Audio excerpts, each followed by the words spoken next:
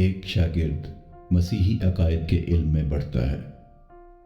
مسیحی شاگردیت کا اگلا لازمی عنصر مسیحی عقائد کے علم میں ترقی کرنا ہے، یعنی علم الہیات۔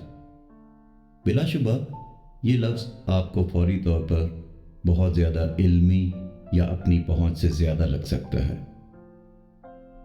اور آپ کے ذہن میں یہ سوال ابھر سکتا ہے کہ ہم صرف خدا سے محبت اور اس کا اقرار کیوں نہیں کر سکتے؟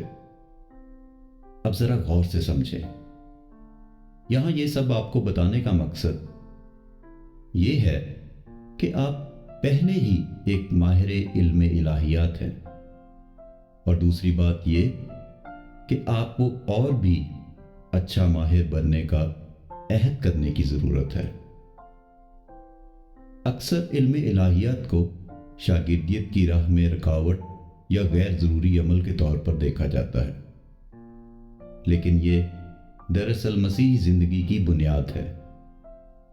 علم الہیات یعنی انگریزی لفظ تھیولوجی کی اصطلاح دو یونانی الفاظ سے آئی ہے، تھیوس جس کا مطلب ہے خدا، اور لوگیا جس کا مطلب کسی مضمون کو پڑھنا ہے۔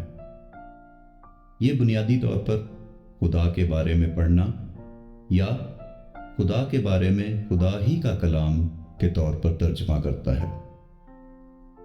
کیا خدا کے بارے میں کلام سے زیادہ کوئی چیز عملی ہو سکتی ہے؟ خدا نے اپنے بارے میں کیا کہا ہے، اس کو سمجھنے سے زیادہ کیا کوئی چیز اہم ہے؟ بالکل بھی نہیں۔ عقیدہ اور شاگردیت ساتھ ساتھ چلتے ہیں۔ علم الہیات صرف وہی ہے جسے ہم خدا کے بارے میں سچ مانتے ہیں، اور ہر کوئی خدا کے بارے میں کچھ نہ کچھ ضرور مانتا ہے، چاہے وہ یہ مانتا ہو کہ وہ موجود نہیں ہے۔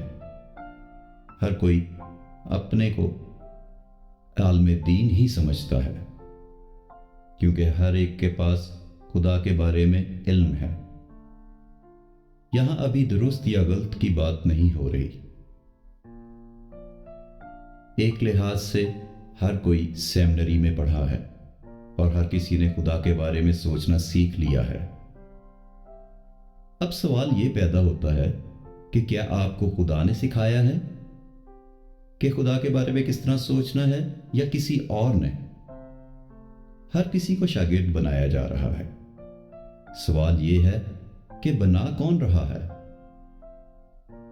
بہتر علم الہیات یہ جاننے میں ہماری مدد کرتا ہے کہ خدا کون ہے، ہم کون ہیں، دنیا کیا ہے، اور ہم کیسے وفادار شاگرد بن سکتے ہیں۔ پولس نے کلسیوں کے نام اپنے خط میں اس پر روشنی ڈالی۔ کلسیوں کے نام خط کے پہلے باب کی 9ویں اور 10ویں آیت میں نئے شاگردوں کو مخاطب کرتے ہوئے لکھا، اسی لیے جس دن سے یہ سنا ہے ہم بھی تمہارے واسطے یہ دعا کرنے اور درخواست کرنے سے باز نہیں آتے کہ تم کمال روحانی حکمت اور سمجھ کے ساتھ اس کی مرضی کے علم سے معمور ہو جاؤ، تاکہ تمہارا چال چلن خداوند کے لائق ہو، اور اس کو ہر طرح سے پسند آئے، اور تم میں ہر طرح کے نیک کام کا پھل لگے، اور خدا کی پہچان میں بڑھتے جاؤ۔ آمین۔ پولس رسول کے لیے کامل شاگرد خدا کے علم سے معمور ہیں اور اسی میں بڑھتے ہیں۔ کیوں؟ کیونکہ یہ تب ہی ممکن ہو سکتا ہے جب وہ اس کے لائق بنے اور اس کے کلام کے مطابق خوشنما طریقے سے چلیں۔ خدا کی معرفت وفاداری اور نتیجہ خیزی کی طرف لے جاتی ہے، اور سب سے اہم بات کہ ہم کیسے خدا کے لیے وفادار اور پھلدار ثابت ہو سکتے ہیں جب تک ہم اسے اس کے کلام کے ذریعے جان نہیں جاتے۔ آمین۔